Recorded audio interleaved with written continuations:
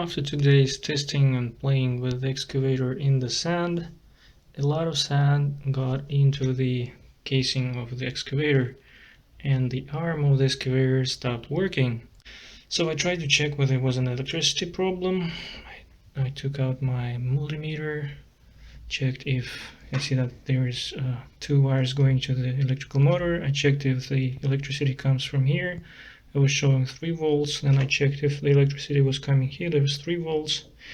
So I tried to disassemble the box where the electrical motor was and removed the mechanism in the gears so that the motor feels free to move, and now it's working. So because of the sand, electrical motor gears got stuck. As always, we're testing our toys in hard conditions, and you can see there's a lot of sand. I'm going to clean it up and assemble everything back again. The excavator passed its test. Just in case something similar happens to you, you use this excavator in the sand. Check if there's debris or sand in the mechanism inside of the excavator. It was easy to get to that box with the electrical motor.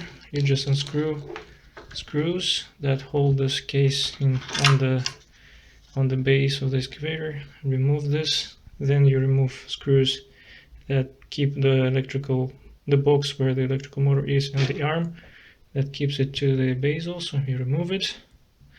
Then there are screws to open the cover of the box and you get to this mechanism.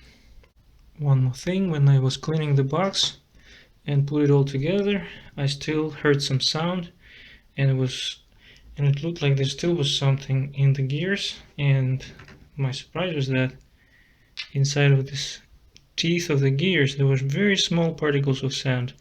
If something similar happens to you, make sure you check all the teeth on the gears and clean them. And now we assembled the arm back and it works.